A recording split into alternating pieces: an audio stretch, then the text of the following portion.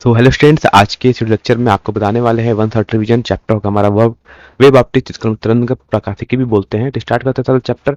हम चैप्टर में करने वाले आपको बेसिक क्वेश्चन बताएंगे, क्या क्या एग्जाम में क्वेश्चन पूछे जाते हैं, 1 मार्क्स, 3 मार्क्स और 5 मार्क्स में इंपॉर्टेंट क्वेश्चन आ रहा है। और एमसीक्यू कहाँ से पूछा जा सकता है, झारखंड बोर्ड या किसी भी बोर्ड के लिए ये बहुत ज्यादा इंपॉर्टेंट है ना। तो स्टार्ट कर सबसे पहले आता है हमारे पास हाइजीन्स प्रिंसिपल है ना। सबसे पहले पूछा जाता है कि हाइजीन्स का प्रिंसिपल क्या होता है, आपको बात करना आता है। तो हाइजीन्स प्रिंसिपल में क्या कहा था, हाइजीन प्रिंसिपल ने ऐसा कहा था कि अगर कोई एक पॉइंट सोर्स है, अगर कहीं लाइट आ रही है किसी एक सोर्स से, है ना, तो क्या कहा था कि ये जो लाइट आएगी ये किस फॉर्म में होगा। हम पढ़ रहे वेव ऑप्टिक्स, मतलब एक लाइट है, लाइट कैसा बिहेव करेगा, एज ए वेव के जैसा बिहेव करेगा, है ना। तो यहाँ पर कुछ कुछ चीज होगी, क्या होगी देखते हैं सबसे पहले बात। तो कहता है जब एक लाइट चलती है ना, तो वो क्या चलती है, एक वेव के फॉर्म में चलती है ना। अब वेव के फॉर्म में चल, दो कैसे है ना, वेव के मान लो अगर कोई लाइट चल रही है तो वेव के फॉर्म में वो अगर चल रहा है, तो कहता है मान लो कि अगर ये लाइट अगर वेव के फॉर्म में इस टाइप से चल रही है, इस टाइप से, है ना, तो एक लाइट से बहुत सारी वेव निकली, ठीक। अब कह रहा है इस सारे वेव का अगर हम, है ना, सारे वेव के अगर को इनका जो मैक्सिमम जो होगा, है ना, मैक्सिमम मतलब कि सब पे एक एक पॉइंट को अगर फिक्स कर लें, उनको ज्वाइंट करें, तो क्या कह रहा है कि इसका हर एक पॉइंट है, वो हर एक पॉइंट भी एक नया सोर्स के जैसा बिहेव करेगा। यानी अगर ये पॉइंट है, मान लो सब पॉइंट इस सब पे, है ना, सबका पॉइंट ये पॉइंट हो गया, देखो मैंने ब्लू कलर से, तो कह रही जो ब्लू पॉइंट है वो भी क्या बिहेव करेगा, वो भी बिहेव करेगा एज ए नया सोर्स ऑफ लाइट के जैसा ना, जिसको हम लोग सेकेंडरी वेवलेट्स बोलेंगे। तो सबसे पहले बात आता है कि व्हाट इज वेव फ्रंट, है ना। अब आता है ये वेव फ्रंट क्या है, तो कहता है the locus of all the points, है ना, कह रहा है the locus of all the particles vibrating in the same phase is known as wave front, है ना। कह रहा है एक ही चरण में कंपन करने वाले सभी कणों के स्थान को तरंगाग्र के रूप में जाना जाता है, इसको हम वेव फ्रंट बोलते हैं। ठीक है, पहला बात तो ये आ गया। अब मैंने कहा कि जो वेव फ्रंट होगा ना, तो ये फ्रंट क्या हो गया, देखो हमारा, तो ये हमारा हो गया वेव फ्रंट। कौन सा वेव फ्रंट, जो मैंने प्राइमरी वेव फ्रंट है ना, इसको बोलते हैं, ये यही हमारा वेव फ्रंट है जो मैंने डॉट डॉट से बनाया। ये क्या हमारा, ये हो गया हमारा प्राइमरी वेव फ्रंट, है ना, जो डॉट डॉट से बनाया, ठीक। अरे इन सबको अगर हम ज्वाइंट करेंगे ना, इन सारे पॉइंट्स को मैंने ब्लू पॉइंट को ज्वाइंट किया, तो क्या बन गया, एक वे बन गया पूरा का पूरा वेव फ्रंट। और ये जो ब्लू कलर का जो चीज होगा, है ना, जो जो मैंने ब्लू कलर से बना दिया, वो क्या कर रहा है, वो अब एक नया पॉइंट सोर्स के जैसा बिहेव कर रहा है। मतलब ऐसा लग रहा है कि यहाँ से और लाइट निकल रही है ना, हर एक ब्लू पॉइंट लगेगा कि हमें और बहुत सारी छोटी छोटी लाइट बन रही है यहाँ पर।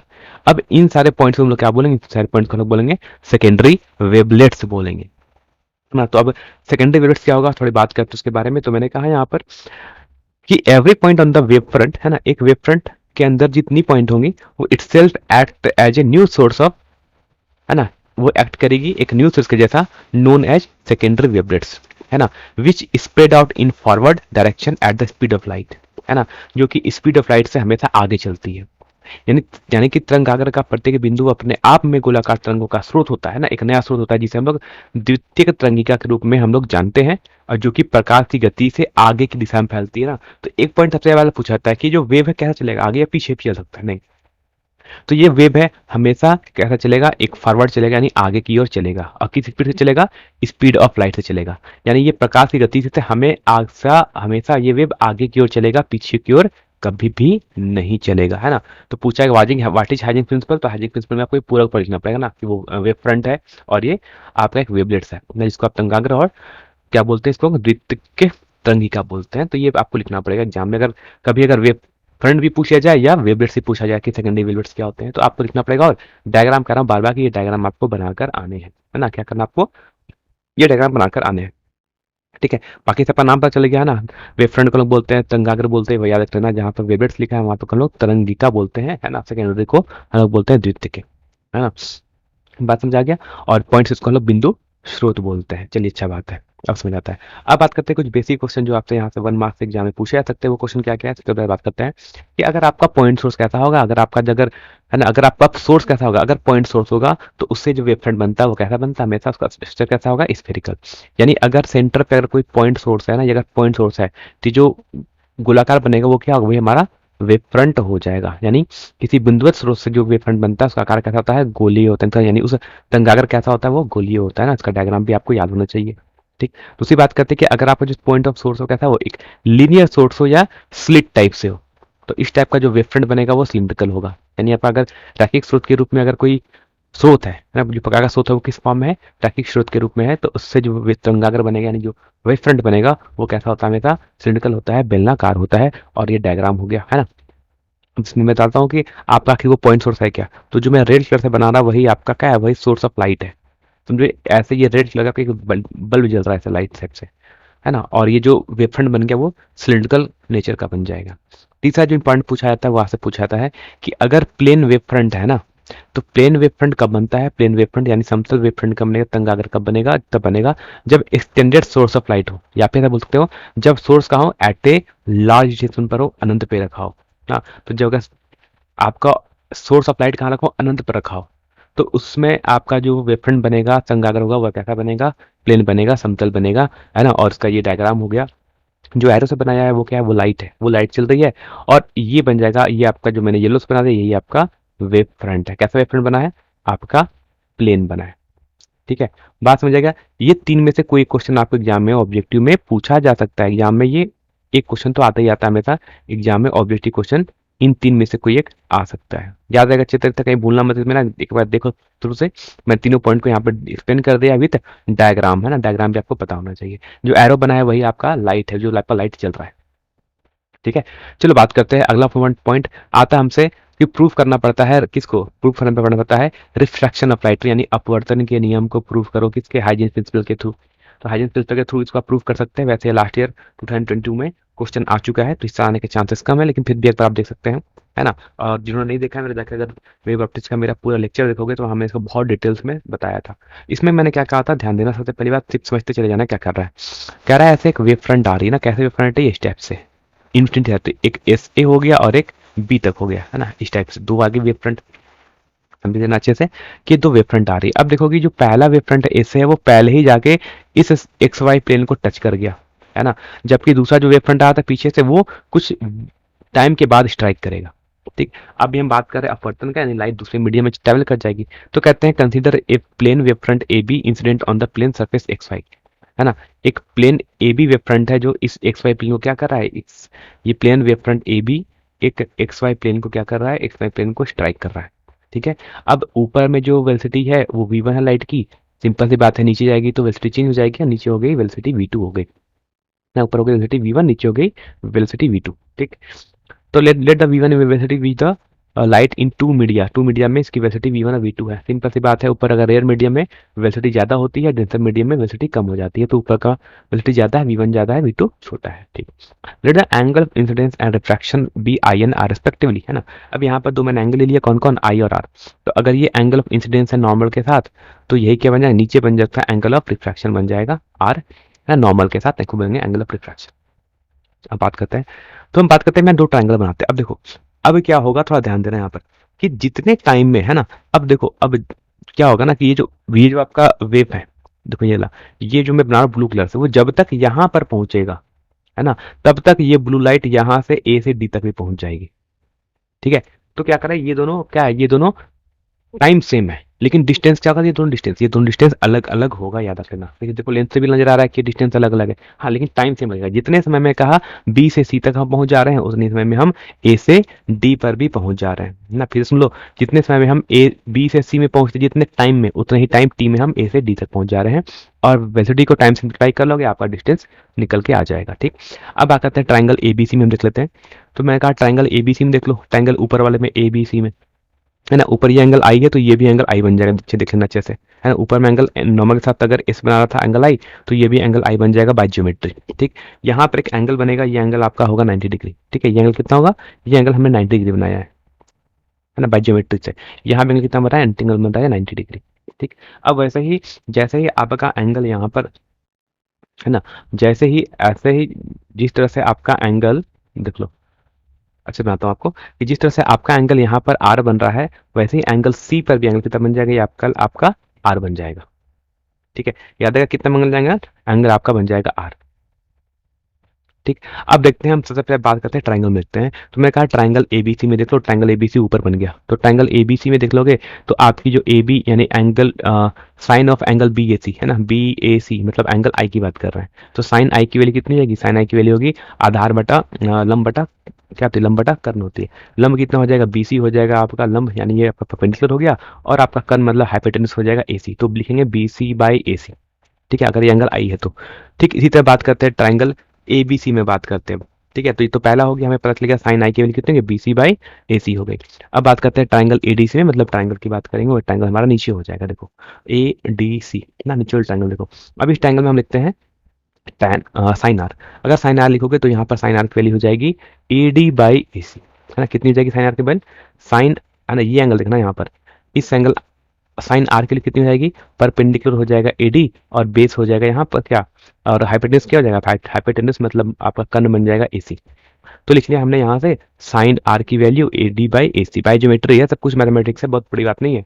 अब क्या करते हैं, दोनों को मैंने मान लिया इक्वेशन 1 और इक्वेशन 2। हाँ, ये बन गया हमारा इक्वेशन 1, ये बन गया इक्वेशन 2। दोनों को डिवाइड करते हैं तो sine I by sine are की वैल्यू कितनी आएगी, BC बाई AD। अब BC की लेंथ कितनी है, तो देखो BC की लेंथ यहाँ पर ऊपर, तो BC की लेंथ कहते हैं V1T है, और आपकी जो AD की लेंथ कितनी हो जाएगी, ये V2T हो जाएगी नीचे, है ना, V2T हो जाएगा। तो लिखा V1T बाई V2T, यहाँ से T ने T को मार दिया, क्या बच गया V1 बाई V2। तो साइन आई बाई साइन की कितने हो गए, V1 बाई V2 हो गई। और हमें पता है कि जो वेलोसिटी का रेशियो होता है वो रिफ्रैक्टिव इंडेक्स का जस्ट इनवर्स होता है, मतलब जिसका रिफ्रैक्टिव इंडेक्स ज्यादा होगा उस मीडियम की में लाइट की स्पीड कम हो जाएगी, तो जस्ट इनवर्सली हो जाएगा। तो मैंने क्या कर दिया यहाँ पर सिंपली इनवर्स कर लिया, यानी sine I by sine R का जो रेशियो होगा वो अगर V1 बाई V2 है तो रिफ्रैक्टिव इंडेक्स में क्या होगा, जस्ट उल्टा हो जाएगा, म्यू 2 बाई मी 1, है ना, ये बन जाएगा म्यू। और ये क्या हो जाएगा, ये हमारा हो गया, है ना। तो हमें ये हो गया एंगल ऑफ रिफ्लेक्शन, यानी इसके हेल्प से हमने क्या कर दिया, अब हमें पता है कि sine I by sine R के लिए क्या होती है, म्यू होती है, यही तो हमारा स्नेल्स लॉ है ना। जिसे बोलते हैं दिस इज स्नेल्स लॉ, ना, इसको लिख सकते हो दिस इज स्नेल्स लॉ, है ना। ये क्या है, दिस इज स्नेल्स लॉ, ना। स्नेल्स कौन थे, स्नेल्स साइंटिस्ट थे, उनके नाम पर ये, है ना, ये प्रूफ किया था, sine I by sine R equal to mu हो जाता है ना। ये पूरा प्रूफ इस बार भी अगर एग्जाम में आ जाए तो हो सकता है आपके 3 मार्क्स में आ जाएगा, तो 3 मार्क्स में आप इतना ही लिखोगे, इससे ज़्यादा बड़ा लंबा जो लिखने की कोई जरूरत नहीं है। बात समझ आ गई। बात करते हैं अगला। सेम चीज मैंने बताया वहाँ जो मैंने बताया वहाँ पर English Hindi medium English medium है, वही यहाँ पर हिंदी मीडियम में भी सेम चीज लिखा है ना, समझते चले जाना, है ना। सेम चीज है, कोई भी डिफरेंस नहीं है, जो मैंने बात वहीं पे कही थी वही बात बताते हैं, बस थोड़ा सा डायग्राम आपको दिखाते हैं। डायग्राम में अगर आपको साफ साफ नजर नहीं आ रहा होगा तो, है ना, डायग्राम अगर साफ साफ नहीं नजर नहीं आ रहा है तो आपको दिखाता हूँ कि यहाँ पर एंगल कहाँ कहाँ पर है। तो मैंने कहा था अगर ये एंगल R है तो ये भी एंगल कितना हो जाएगा, R हो जाएगा। रेयर की जगह आप लिख सकते हैं विरल माध्यम लिख सकते हैं ना, ये हो गया विरल हो गया, जहाँ टेंसर उसको आप सघन लिख लो, ठीक है। तब तक एक बार जल्दी से आप देखते चले जाओ कि यहाँ पर कहाँ की स्पीड ज़्यादा है, कहाँ की स्पीड कम है। तो V1 की स्पीड ऊपर में स्पीड ज़्यादा है, नीचे स्पीड कम है, फिर सागर माध्यम में स्पीड कम है और विलय माध्यम में स्पीड ज़्यादा है। तो फिर मैंने कहा था साइन आई की वैल्यू BC बाई AC हो जाएगी, साइन आर की value AC by AD by AC हो जाएगी। सिमिलर मेथड से मैंने क्या किया, यहाँ से कैंसल आउट किया, T को T से कैंसल आउट कर दिया, और हमारे पास sine I by sine are की वैल्यू कितनी होगी, वो म्यू की आ गई, और यही स्नेल्स के नियम को सत्यापित करता है। बात समझ आ गई। डायग्राम से अच्छे से बना लेना, डायग्राम पे सीधे सीधे 1 मार्क्स मिल जाते हैं। अगर 3 मार्क्स का पेपर है तो 1 मार्क्स तो आपको डायग्राम पे मिल जाएगा, बाकी आप जो 2 मार्क्स मिलेगा वो इस पूरा लिखने में मिलेगा ना। बहुत सीधे बात कर रहा हूँ, बहुत लंबी कहानी चुनी लिखने की कभी जरूरत नहीं होती है ना। जो आप गेस पेपर में देखोगे, गेस पेपर में पूरी कहानी लिखी होती है, उतना नहीं लिखना होता है, पॉइंट टू पॉइंट लिखो। एग्जामिनर भी चाहता है कि आप बस पॉइंट टू पॉइंट आंसर दो, बहुत ज़्यादा लंबा चौड़ी कहानी लिखने की कोई जरूरत नहीं है, उसका भी एग्जामिनर का कोई इंटरेस्ट नहीं होता है। ठीक है, चलो बात करते हैं। अगला इंपॉर्टेंट है वो आता है हमारा रिफ्लेक्शन ऑफ लाइट, जिसको आपको प्रूव करना है ना, रिफ्लेक्शन ऑफ लाइट को प्रूव करना है। तो हम क्या करते हैं, रिफ्लेक्शन ऑफ लाइट को कैसे प्रूव करेंगे। तो लेट सपोज मान लो एक वेव फ्रंट आई, है ना, SB, ठीक। अब क्या होगा, ये अब देखो वेव फ्रंट कहाँ से कहाँ देखना। अब SB तो पहले इस XY पे टकरा गया पहले, है ना। अब देखो ये फ्रंट कैसे कैसे आ रही है, तो ये SB भी आ रही है और एक A भी आ रही है। कह रहा है ये, इसको हमने ड्रॉ किया परपेंडिकुलर, ये हमारा वेव फ्रंट हो गया पूरा, ठीक। तो जैसे आगे देखोगे कि SB पहले इस सरफेस को स्ट्राइक कर गया। अब ये कौन सा सरफेस है, ये हमारा रिफ्लेक्टिंग सरफेस है, मानो ना। नीचे हमारा ये हमारा एक मिरर लगा हुआ है XY।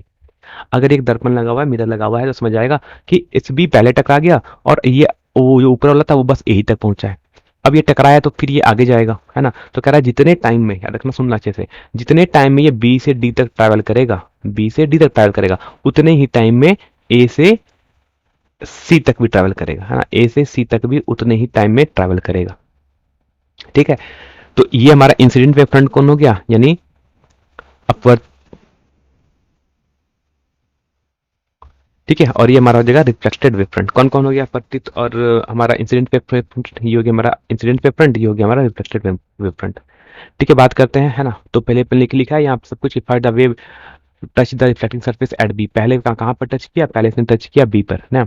उसके बाद और at the successive point B और C पर टच किया, लेकिन पहले कहाँ पर टच किया है, B पे, उसके बाद किया है C पे टच किया है, ठीक। अब कह रहा है during the time the disturbance, है ना, जिस टाइम में, जितने टाइम में, during the time the disturbance A reaches from the point C, जब तक वो ए सी तक पहुंचेगा the secondary wavelets from B must have spread over a hemisphere of radius B D equal to A C equal to C T, है ना। उतने ही time में, जितने टाइम में ये ए सी तक पहुंचेगा उतने ही टाइम में ये बी से डी तक पहुंचेगा, है ना। और बी डी और ए सी की लेंथ इक्वल होगी, है ना। क्यों इक्वल होगी? क्योंकि यहाँ पर देखो क्या क्या कि दोनों के लिए कितनी मैंने कहा क्या कि जितने टाइम में बी से डी तक पहुंचेगा, है ना, जितने टाइम में बी से डी तक पहुंचेगा उतने ही टाइम में ए से सी तक पहुंचे, मतलब टाइम सेम है। ठीक, अब मैंने बताया था डिस्टेंस कैसे निकालते हैं, स्पीड इनटू टाइम। ठीक, अब देखो स्पीड क्या है, स्पीड भी सेम है, टाइम तो सेम हो गया। अगर स्पीड सेम हो जाएगा तो बोल देंगे हम कि बी डी और ए सी सेम है। अब क्या स्पीड सेम है? हाँ, स्पीड सेम होगी। क्यों? क्योंकि दोनों अभी किस माध्यम में है, दोनों ऊपर ही है ना, यहाँ पर मीडियम चेंज नहीं हो रहा है। अगर ऊपर एयर है तो जो एस बी आया वो भी एयर में है, जो हमारा रिफ्लेक्टेड ले होगा वो भी हमारा एयर में, यानी दोनों की स्पीड क्या है, सेम है। और स्पीड की और स्पीड ऑफ लाइट कितनी होती है एयर में, वही पता है सी होते हैं, यानी B D A C equal है, वो सी टी के इक्वल है।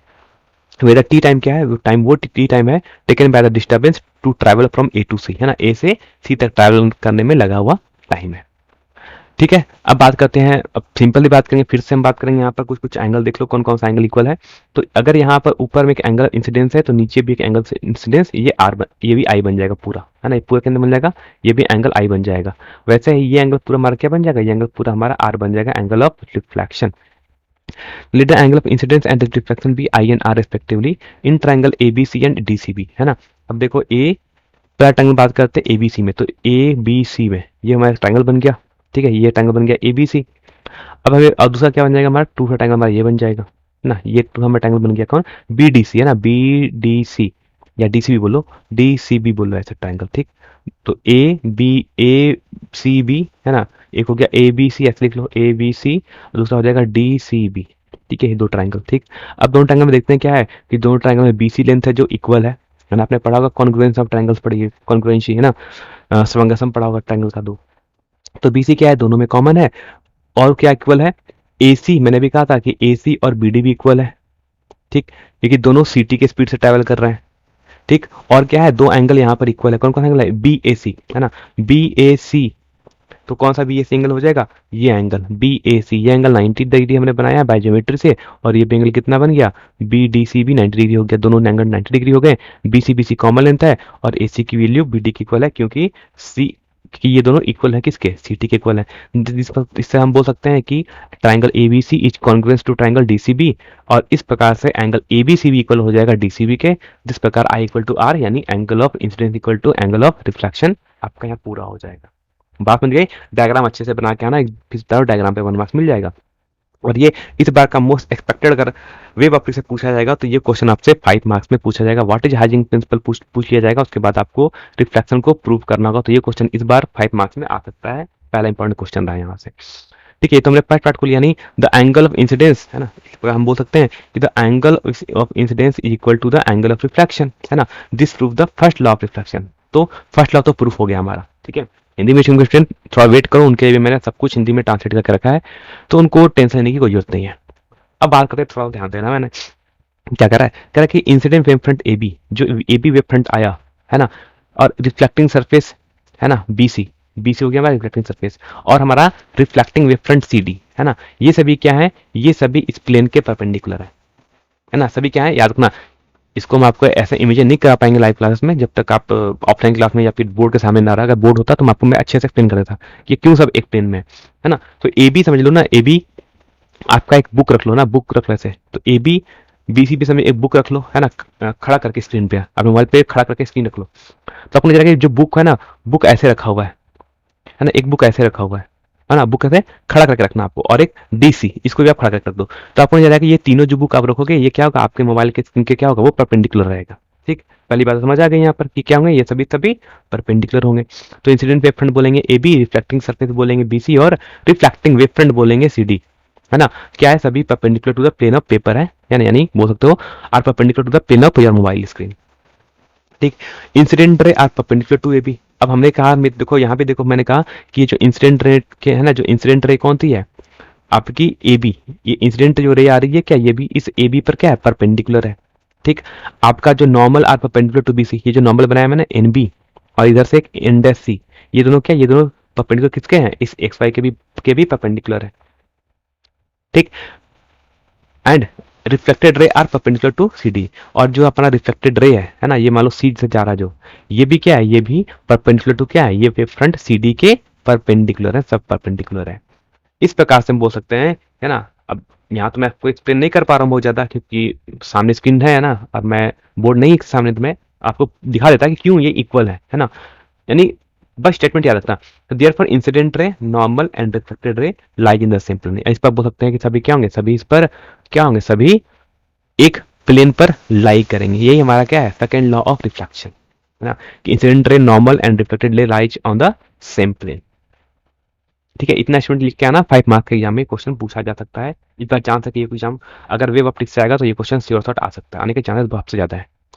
ठीक है, बात करते हैं जो हिंदी मीडियम के स्टूडेंट्स हैं, बस सेम सेम मैंने जो वहां बताया वही चीज मैंने यहाँ लिख दिया है ना, कि बी डी डी सी के इक्वल हो जाएगा। दो ट्रायंगल हम प्रूफ करेंगे, आई सी इक्वल टू आर प्रूफ कर लेंगे और बोलेंगे कि अपतन का कोण परावर्तन के कोण के बराबर होता है, और यह पहला पश्चिमी को स्थापित करता है, प्रूफ करता है, यानी सत्यापित करता है, लिख सकते हो ना। तो वीडियो को पॉज करके देख लेना, थोड़ा सा यहाँ से चीजों को नोट डाउन कर लो। इंसिडेंट वेव फ्रंट को क्या बोलते हैं हम लोग बोलते हैं आपतित, है ना, आपतित तरंगाग्र बोलते हैं, तो ये भी लिख लेना, है ना। ये आपतित क्या है, ये आपतित तरंगाग्र है ना। जहां पर रिफ्लेक्टेड लिखा है वहां पर लिख लो ये परावर्तित लिख लेना, वो लोग थोड़ा सा, है ना। हिंदी मीडियम के स्टूडेंट्स थोड़ा सा मेहनत कर लो, है ना, आपके लिए अच्छा होगा। ठीक, बात में जाके जो मैंने बताया वही सब कुछ मैंने यहाँ लिखा है। ये पूरा एंगल आई है, ये पूरा एंगल आर है ना। यहाँ पर एंगल बनता है ए पे 90 डिग्री बन जाएगा, डी पे भी कितना बन जाएगा, एंगल 90 डिग्री बन जाएगा। ठीक, और बाकी जो चीज मैं बताया मैंने वही सब कुछ यहाँ पर लिखा है, कि आपका जो तरंगाग्र है ना, ए बी परावर्तक सतह बी सी और परावर्तक तरंगाग्र सी डी सभी एक कागज के तल पर लंबवत होते हैं। आपतित किरण ए बी पर लंबवत है ना, ए बी पर लंबवत है, अभिलंब बी सी पर लंबवत है, अपरावर्तित किरण सी डी की लंबवत है। इसलिए आपतित किरण, अभिलंब और परावर्तित किरण एक ही तल में है ना। इससे आपका सेकंड लॉ प्रूफ हो जाता है, पूरा का प्रूफ, है ना। बात समझ आ गया, लिख लेना थोड़ा सा इसको हिंदी में, है ना। माना आपतित एंगल और परावर्तित एंगल आई और आर है, तो ट्रायंगल ए बी सी और ट्रायंगल डी सी बी में हमें मिलता है कि बी ए सी, है ना, प्रत्येक 90 डिग्री का, है ना। ये लिखना थोड़ा सा ऐसे करके, ठीक है। चीजों को ऐसे लिख लेना बस, थोड़ा सा अपने वर्डों में समझ के, है ना। हिंस मतलब लिख लेना इसलिए, या अतः लिख सकते हो ऐसा कुछ। ठीक, चलो बात करते हैं, अगला टॉपिक आता है जो हमारे बन रहता है इंटरफेरेंस ऑफ लाइट, यानी प्रकाश का व्यक्तिकरण क्या है। ये भी आपसे 3 मार्क्स में पूछा जाता है, तो 3 मार्क्स के लिए ये भी क्वेश्चन पढ़ लेना कि यहाँ से, है ना, कि what is interference of light.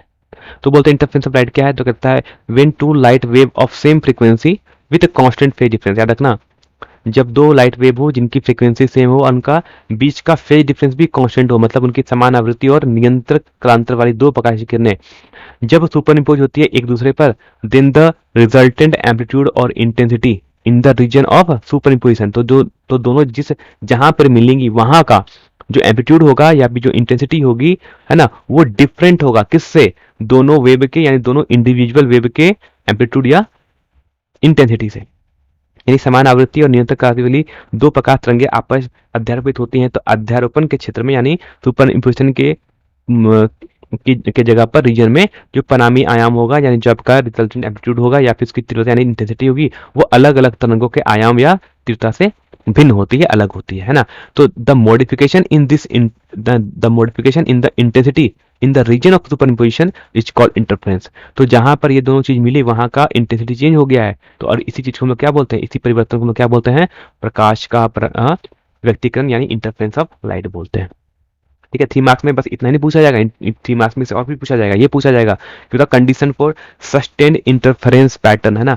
अगर सस्टेन्ड इंटरफेरेंस होना है तो इसके लिए क्या क्या आपके लिए इंपॉर्टेंट, है ना, कंडीशन है, शर्त क्या क्या है। तो पहली बात याद रखना कि the two source light must have coherent, है ना। जो आपकी दो लाइट सोर्स होगी वो कोहेरेंट होनी चाहिए विथ सेम फ्रीक्वेंसी और वेवलेंथ, है ना। या तो उनकी फ्रीक्वेंसी सेम होनी चाहिए और या फिर उसकी वेवलेंथ सेम होनी चाहिए, एंड सेम फेज और कांस्टेंट फेज डिफरेंस होना चाहिए। यानी प्रकाश के दो स्रोत समान आवृत्ति या तरंगदैर्घ्य के होने चाहिए और समान चरण या निरंतर चरण अंतर के साथ सुसंगत होने चाहिए,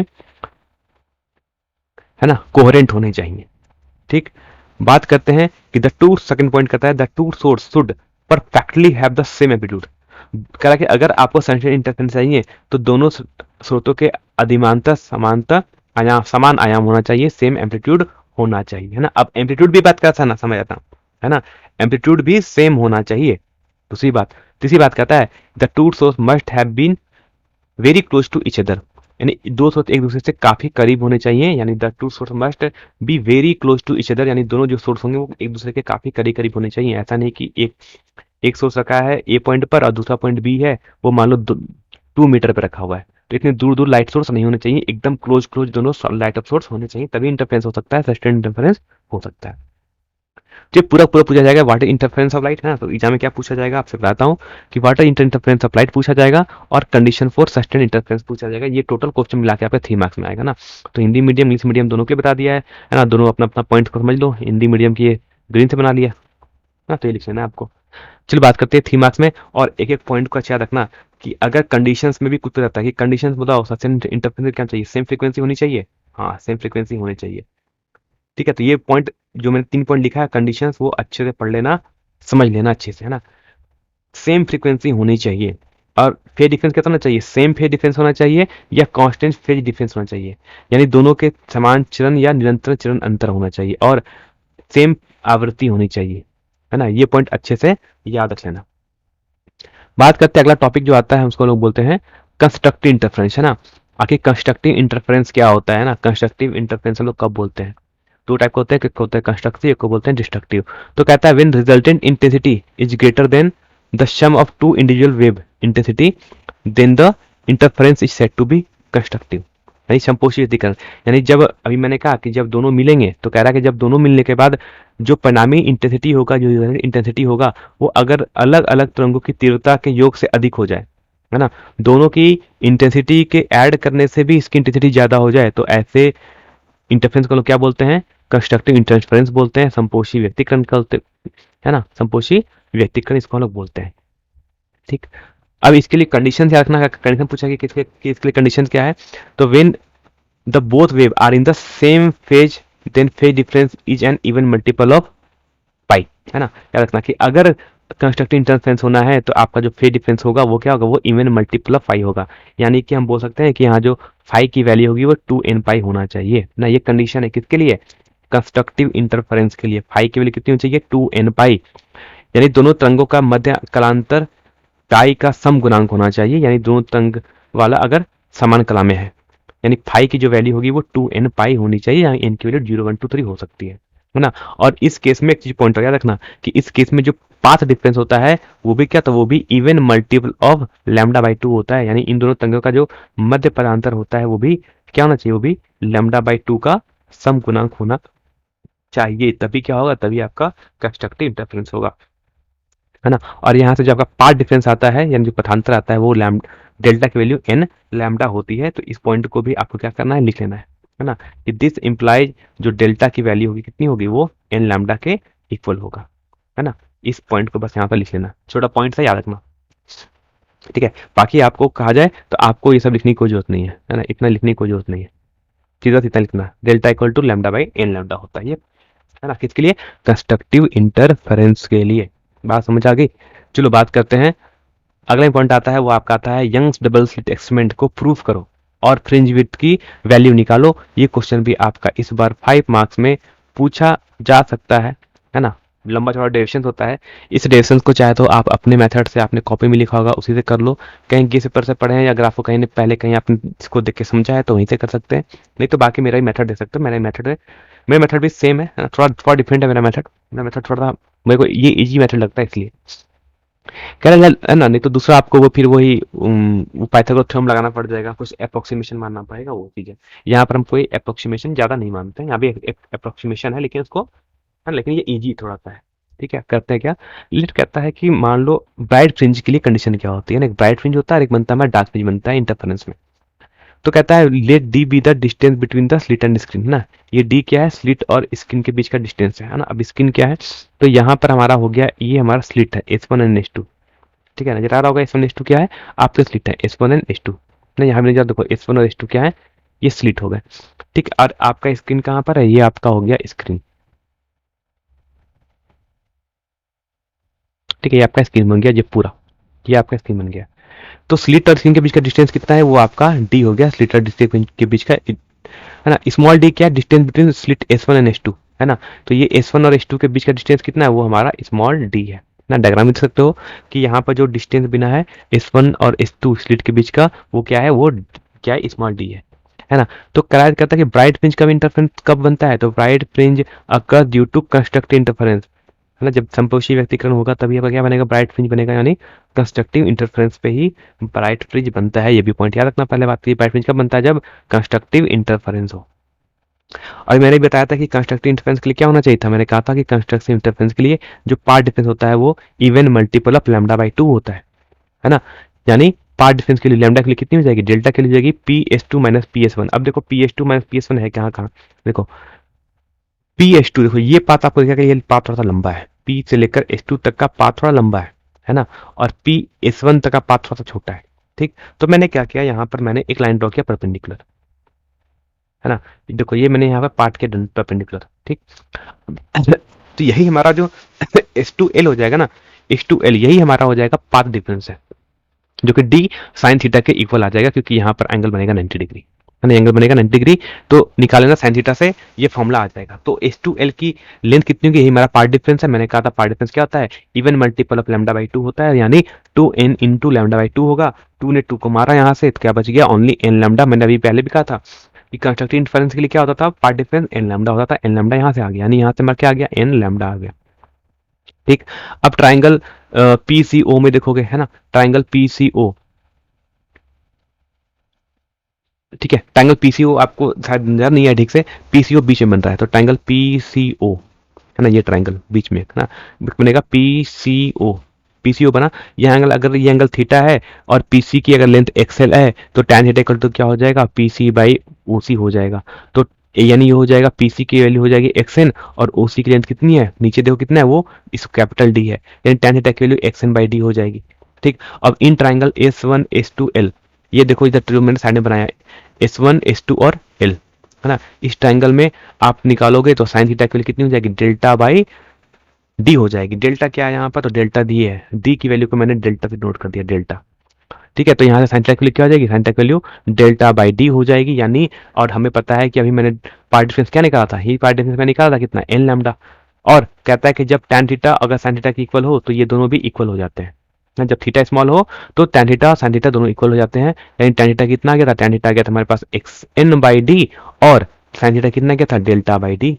दोनों को मैंने क्या कर दिया, इक्वेट कर दिया। इक्वेट करने के बाद मैंने xn निकाला, xn निकालने के लिए क्या करेंगे, n, और डेल्टा की जगह क्या पुट कर दिया मैंने, डेल्टा की जगह पुट कर दिया मैंने डी sin थीटा।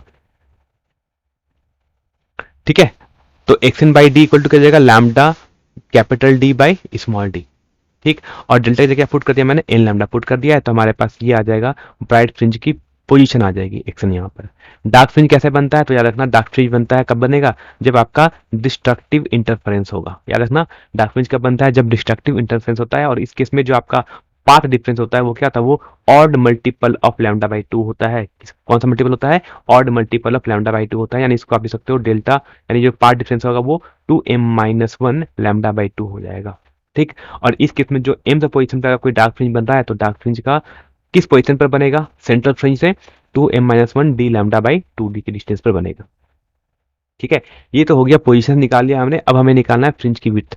तो कहता है फ्रिंज विड्थ क्या होता है, तो कहता है फ्रिंज विड्थ बोलता है the distance between two successive bright और dark fringe is known as fringe width. तो फ्रिंज विड्थ कितना होगा, इस बीटा को हम लोग बोलेंगे फ्रिंज विड्थ, है ना। तो ये बना दिया मैंने, जो मैंने येलो कलर से बनाया, यही हमारा क्या है, ये हमारा समझो मतलब फ्रिंज है, जो मैंने बनाया येलो कलर से, ये फ्रिंज विड्थ है। कैसे निकालेंगे फ्रिंज विड्थ, कहता है टू सक्सेसिव ब्राइट फ्रिंज और डार्क फ्रिंज के बीच में, यानी मान लो यहाँ पर एक डार्क फ्रिंज और ऊपर एक डार्क फ्रिंज है, दोनों के बीच का डिस्टेंस क्या हो जाएगा, इन दोनों के बीच का जो डिस्टेंस होगा वही क्या बन जाएगा, ब्राइट फ्रिंज बन जाएगा। यानी दो कंसेक्यूटिव मतलब दो क्रमागत डार्क फ्रिंज के बीच में क्या बनता है, एक ब्राइट फ्रिंज बनता है, और वही जो फ्रिंज की विड्थ होती है उसी को हम लोग फ्रिंज विड्थ बोलते हैं।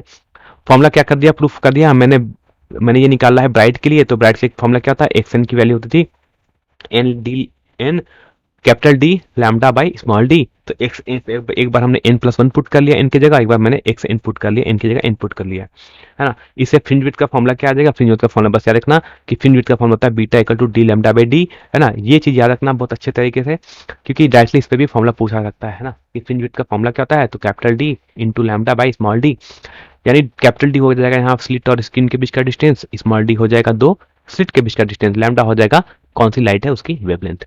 ठीक, अब एक पॉइंट याद रखना कि इंटरफ्रेंस यानी यंग्स डबल स्लिट एक्सपेरिमेंट में जो डार्क फ्रिंज और ब्राइट फ्रिंज होती है, दोनों की विड्थ क्या होती है, इक्वल होती है। जैसे कि आपको यहाँ नजर आ रहा होगा कि जितना जितना चौड़ा डार्क फ्रिंज है उतना ही चौड़ा आपका ब्राइट फ्रिंज है।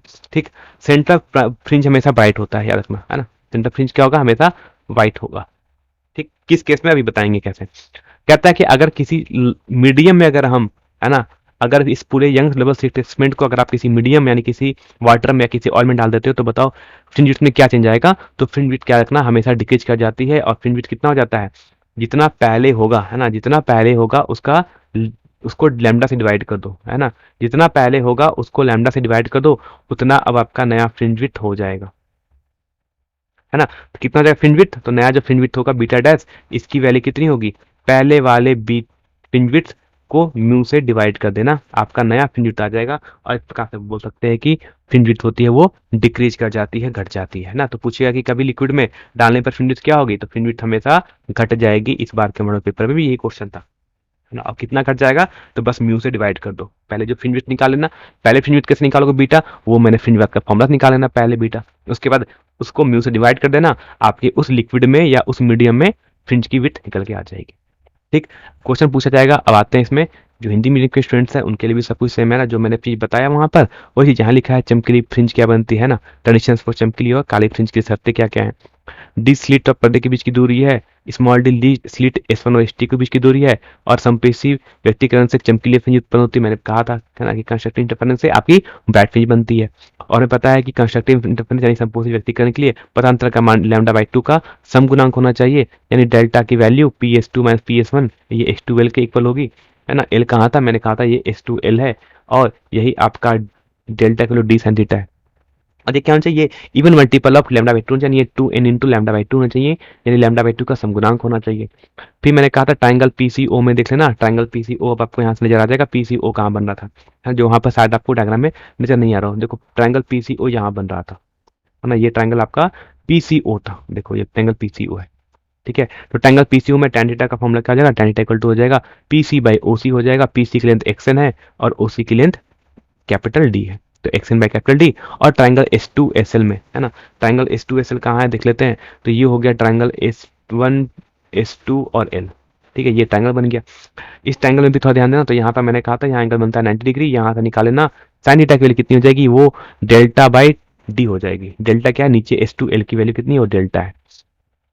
ठीक, तो यानी यहाँ से आप चाहे तो लिख सकते हो डी साइन थीटा, है ना, डेल्टा की जगह लिख दो D sine theta by D लिख सकते हो, या ऐसा लिख सकते हो कि जो आपकी यहाँ लिख लिया, इसके बाद आप चाहो तो लिख सकते हो कि जो आपकी डेल्टा की वैल्यू की होगी वो डी साइन थीटा हो जाएगी।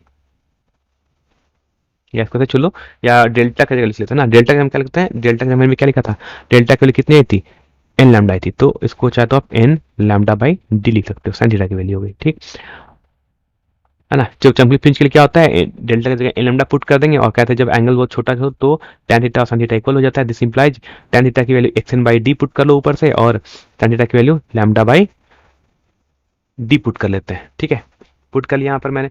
उसके बाद क्या करना है, इसको पुट करने के बाद क्या करना है, सिंपल इसको सॉल्व करना है, डेल्टा की जगह क्या पुट करके एन लैम्डा पुट करके, तो एक्सन के लिए कितनी हो जाएगी, n D lambda by D हो जाएगी। ये किसके लिए कंडीशन थी, ये कंडीशन थी कि आपकी किस पोजीशन पर, है ना, किस पोजीशन पर ब्राइट फ्रिंज बनेगी, अगर इन पोजीशन पर, तो उस एक्शन की वैल्यू कितनी होगी वो निकालना पड़ेगा, कि यानी सेंट्रल फ्रिंज से कितनी डिस्टेंस पर ब्राइट फ्रिंज बनेगी।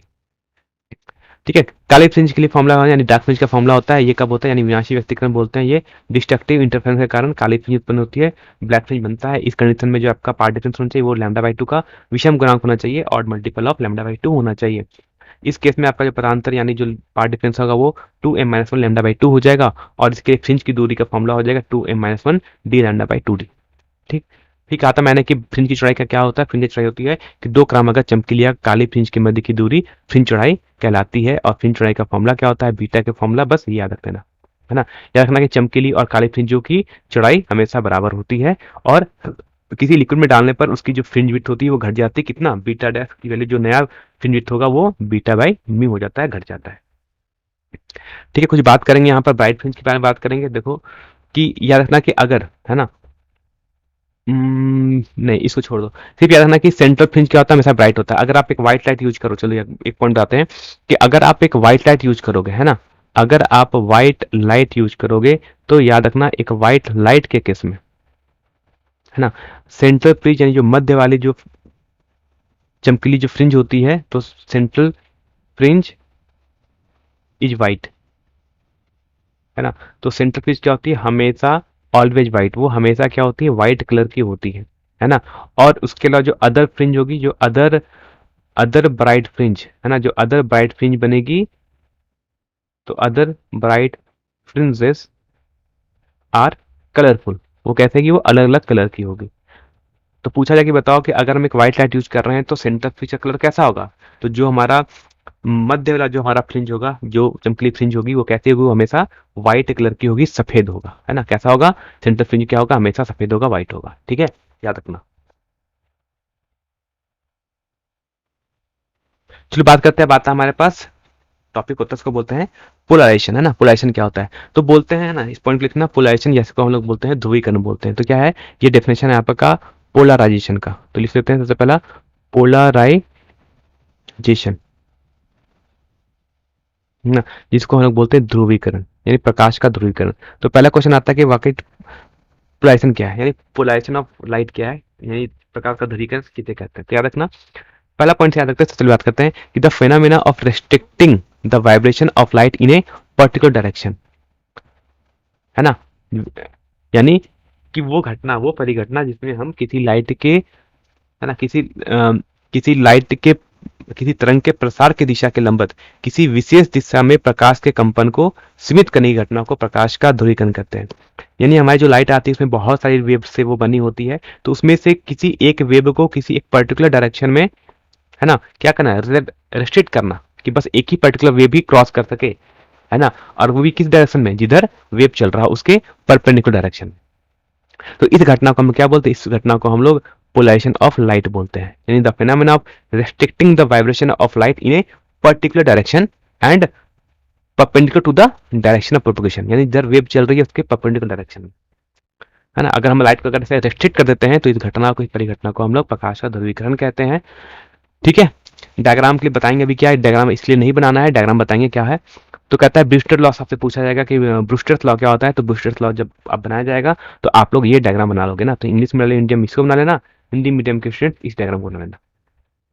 तो आपसे पूछा जाएगा, अगर एग्जाम में क्वेश्चन आएगा तो आपको ब्रूस्टर्स लॉ ही पूछा जाएगा। तो ब्रूस्टर्स लॉ क्या कहता है, तो ब्रूस्टर्स लॉ हमारा कहता था कि अगर कोई अनपोलराइज्ड लाइट आ रही है और एक पर्टिकुलर एंगल पर वो अगर इंसिडेंट होती है, तो कहता था कि जो रिफ्लेक्टेड लाइट होगी वो 100% क्या हो जाएगी, पोलराइज्ड हो जाएगी।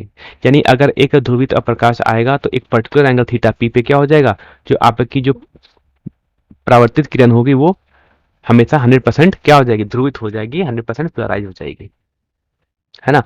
और जो आपका रिफ्लेक्टेड रे होगा वो आपका पार्शली पोलराइज हो जाएगा, यानी जो आपका अपवर्तित किरण होगा वो आंशिक रूप से ध्रुवित होगा, यानी पार्शली पोलराइज होगा। ठीक, बात समझ आ गया। और जो मीडियम है, जो नेचर मीडियम, उसका रिफ्रैक्टिव इंडेक्स कितना है, म्यू है, यानी इसका अपवर्तनांक म्यू है। ठीक है, कितना है रिफ्रैक्टिव इंडेक्स, उसका रिफ्रैक्टिव इंडेक्स म्यू है। तो ब्रूस्टर्स लॉ क्या है, याद रखना, ब्रूस्टर्स लॉ क्या कहता था, ब्रूस्टर्स लॉ कहता है कि व्हेन एन अनपोलराइज्ड लाइट, है ना, striking at a polarizing angle theta p on an interference separating a real medium from a denser medium of refracting index mu, है ना, such that mu equal to tan theta p। यानी अब जब अगर एक unpolarise light किसी theta angle p पर दो मीडियम के सरफेस पे इस टाइप से स्ट्राइक करे कि म्यू की वैल्यू टेन थीटा हो जाए, है ना, जिस मीडियम का रिफ्रैक्टिव इंडेक्स म्यू है, और सच दैट इस तरह से कि म्यू की जो वैल्यू है वो अगर tan थीटा p के इक्वल हो जाए, तो इस केस में रिफ्लेक्टेड लाइट क्या होती है, इन रियर मीडियम में क्या होगी, वो हमेशा कंप्लीटली पोलराइज हो जाएगी, 100% क्या हो जाएगी, 100% ध्रुवित हो जाएगी। और इस कंडीशन में जो आपकी रिफ्लेक्टेड एंड रिफ्लेक्टेड रे होगी वो एक दूसरे के हमेशा परपेंडिकुलर भी रहेगी। तो ये कंडीशन याद रखना। ठीक है, तो कहता है कि ब्रूस्टर्स का नियम क्या था कि जब प्रकाश का आपतन म्यू अपर्तनांक वाले सघन माध्यम से विरल माध्यम को पृथक करने वाली सतह पर ध्रुवण कोण थीटा पर होता है तो, और उस समय अगर म्यू की वैल्यू थीटा पी हो तो उस केस में परावर्तित किरण विरल माध्यम में पूर्णतया ध्रुवित होती है, यानी आपका जो रिफ्लेक्टेड लाइट होगी वो 100% पोलराइज होगी। यानी अगर क्वेश्चन में कहा गया है कि mu equal to tan theta P है तो कहोगे कि बताओ आपका कौन सी लाइट है जो 100% पोलराइज्ड है, तो वो आपकी रिफ्लेक्टेड लाइट यानी परावर्तित किरण 100% पोलराइज है, 100% ध्रुवित है ना। साथ ही उस कंडीशन में जब आपका कंडीशन होगा उसमें आपकी परावर्तित और अपवर्तित किरण के बीच, है ना, अपवर्तित किरण दोनों के बीच में क्या होंगे, एक दूसरे के परपेंडिकुलर होंगे, यानी दोनों के बीच में एंगल कितना होगा, हमेशा 90 डिग्री होगा। यानी इस केस में यहाँ पर जो एंगल बनेगा वो आपका 90 डिग्री बनेगा, याद रखना, है ना। और इसी क्या कहते हैं, इसी चीज को हम लोग बूस्टर्स का नियम कहते हैं, है ना। यानी इस नियम के अनुसार म्यू की वैल्यू क्या होनी चाहिए, थीटा पी के इक्वल होनी चाहिए। ठीक है, बात समझ आ गया। अब बात करते हैं इसका। अब एक क्वेश्चन तो आपसे हो सकता है 3 मार्क्स में पूछा जाए। अब 3 मार्क्स में क्वेश्चन आएगा, एमसीक्यू में पूछा सकता है। एमसीक्यू में क्या पूछा जाएगा, वही चीज कि अगर म्यू का tan थीटा पी है तो बताओ कि रिफ्लेक्टेड रे कैसी होती है, कंप्लीट पोलराइज होती है, पार्सली पोलराइज होती है, नॉट पोलराइज होती है, नन ऑफ दिच, है ना। ऐसा सकता रखना कि जब भी अगर म्यू की वैल्यू tan थीटा पी के इक्वल हो जाएगा तो उसमें हमारी जो रिफ्लेक्टेड लाइट होगी वो 100% पोलराइज होगी, 100% ध्रुवित प्रकाश मिलती है। याद रख लेगा, अच्छे से याद रखना है। ठीक है, व्हाट इज पोलराइजेशन होता है, पोलराइजेशन का डेफिनेशन भी आपका रखना है, एग्जाम में ये भी पूछा सकता है 1 मार्क्स में, या फिर 3 मार्क्स में क्वेश्चन आ भी सकता है। 5 मार्क्स में आने के चांसेस नहीं होते क्वेश्चन के, क्वेश्चन 3 मार्क्स में ही पूछा जाता है। अब आता है प्रूफ करो, कि प्रूफ करोगे कि ये दोनों परपेंडिकुलर होती है, कैसे प्रूफ करो कि ये दोनों परपेंडिकुलर होते हैं, है ना। तो चलो मैं कल सेपरेट करते हैं, ऊपर इंग्लिश और हिंदी की। तो हमें पता है कि हमें स्नेल्स लॉ से पता है ना, हमें स्नेल्स लॉ से पता है कि म्यू के लिए क्या, तो tan theta B by tan theta R होती है ना। स्नेल्स लॉ से क्या पता है कि जो tan थीटा पी होगा ऊपर और नीचे tan थीटा आर है, तो sin थीटा पी म्यू के लिए क्या होगा, नीचे का रिफ्लेक्टिव इंडेक्स अगर म्यू है तो क्या होगा, रिफ्लेक्टिव इंडेक्स अगर म्यू है तो स्नेल्स लॉ हमें पता है क्या होता है, स्नेल्स हमें पता है कि sine of theta P divide by sine of theta R equal to mu होता है, ये म्यू के इक्वल होता है। ठीक, और अकॉर्डिंग टू ब्रूस्टर्स लॉ भी हमने पढ़ा था कि म्यू किसके इक्वल होता है, tan थीटा पी के इक्वल, और tan थीटा को लिख सकते हैं sin theta P divide bye cos theta P. ठीक, तो ब्रूस्टर्स के नियम से हम लिख सकते हैं mu equal to tan theta P, और म्यू tan थीटा को लिख सकते हैं sin theta by cos theta. अब दोनों इक्वेशन को थोड़ा सा हम करते हैं ना, दोनों इक्वेशन को कंपेयर करते हैं कि दोनों ही म्यू की वैल्यू है ना, ये भी म्यू की वैल्यू है, ये भी म्यू की वैल्यू है। देखो दोनों दोनों म्यू की वैल्यू है, दोनों को इक्वेट करते हैं तो क्या मिलेगा हमें यहाँ से कि ये दोनों क्या हो जाएगा, कैंसिल आउट, यानी साइन थीटा आर की वैल्यू cos थीटा पी के इक्वल हो जाएगी, है ना। ये दोनों कैंसिल आउट होगा तो साइन थीटा आर की वैल्यू cos थीटा पी के इक्वल हो जाएगी। अब देखो हम क्या करते हैं कि इस cos थीटा पी को क्या सकते हो, इस cos थीटा पी के लिख सकते हो sin 90 माइनस थीटा लिख सकते हैं ना। cos थीटा क्या होता है, sin 90 माइनस थीटा, तो इसको लिख लिया sin 90 माइनस थीटा पी ना। इसको क्या लिखा मैंने, इसको मैंने लिख लिया साइन cos थीटा पी को लिख लिया मैंने sin 90 माइनस थीटा पी लिख लिया। ठीक, अब यहाँ से दोनों साइड साइन साइन का टर्म है, यानी दोनों का एंगल भी क्या होगा, दोनों का एंगल भी सेम होगा, यानी जो थीटा आर है इक्वल होना चाहिए 90 माइनस थीटा पी के, क्योंकि दोनों साइड साइन साइन है। साइन साइन को काटना मत, याद रखना मैथमेटिक्स में कभी भी, ट्रिग्नोमेट्री में कभी हम साइन को नहीं काटते हैं, काटते नहीं डायरेक्टली लिख लेते हैं, ये दोनों एंगल भी इक्वल होने चाहिए। ठीक है, तो थीटा के लिए किसके, यानी थीटा जो आर की वैल्यू है वो sine of 90 minus theta P हो जाएगी। ठीक है, यानी जो आपका थीटा आर हो जाएगा वो 90 माइनस थीटा पी बन जाएगा। बात समझ आ गया। और यहां से बोल सकते हो कि theta P plus theta R equal to 90 degree, यानी थीटा पी और थीटा आर के बीच एंगल कितना हो जाएगा, इन दोनों का सम होगा 90 डिग्री, है ना। इन दोनों का सम कितना हो जाएगा, 90 डिग्री। ठीक है, और इस प्रकार से बोल सकते हैं कि जो रिफ्लेक्टेड और रिफ्लेक्टेड होगी वो म्यूचुअली परपेंडिकुलर होगी। अब देखो इन दोनों का सम 90 डिग्री कैसे हो गया, देखो ऐसे, देखो नीचे देखना नीचे डायग्राम में, ये पूरा का 90 डिग्री है ना, ये पूरा का 90 डिग्री, पूरा ये लाइन है ना, लाइन तो पूरा एंगल कितना बनता है, पूरा एंगल बन जाता है आपका 180 डिग्री। उसमें से थीटा पी और थीटा आर के बीच एंगल कितना हो गया, 90, तो ये कितना बच जाएगा, पूरा 180 होता है। उसमें से थीटा पी और थीटा आर की का सम 90 डिग्री हो गया, तो ये बीच का एंगल कितना बन जाएगा, बीच का एंगल भी कितना हो जाएगा आपका 90 डिग्री ही बच जाएगा, इसलिए ये एंगल 90 डिग्री होता है ना। एंगल कितना होता है बीच का एंगल, 90 डिग्री होता है। ठीक है, ये आपके कुछ इंपॉर्टेंट क्वेश्चन थे वेव ऑप्टिक्स के, जो कि आज आपका यहाँ पर हम कंप्लीट कर देते हैं पूरा का पूरा। ठीक है, जो मैंने बताया इंग्लिश मीडियम हिंदी मीडियम सबको पढ़ लो अच्छे से, जो मैं बात कहता हूँ एक बार ध्यान से सुनते चले जाना, है ना। एक बार वीडियो को फिर से रिवाइंड करना, सुन लेना, पॉइंट को नोट डाउन कर लेना, मेरे जहाँ जहाँ पर आपको मार्क कराता हूँ। देखिए ऐसा ही क्वेश्चन आपको ऑब्जेक्टिव एग्जाम में देखने को मिल जाते हैं। ठीक है, तो बाकी चैनल साथ से बने रहो, बाकी जो भी कुछ अपडेट्स आता है एग्जाम आपका सामने आ चुका है, जो भी अपडेट होता है वो आपको रेगुलर आप अपडेट करते रहते हैं। ग्रुप में देखोगे हमारे टेलीग्राम ग्रुप को ज्वाइन कर लो, चैनल को ग्रुप कर लो, यहाँ बहुत से लोग जुड़ चुके हैं, उनको हर चीज़ का पीडीएफ कोई ना कोई स्टूडेंट्स उनको हेल्प करते रहता है अगर किसी को कोई पीडीएफ चाहिए तो किसी स्टूडेंट के पास है तो उसे सेंड करके एक दूसरे की हेल्प कर सकता है। ठीक है, चलो फिर मिलते हैं नेक्स्ट वीडियो में।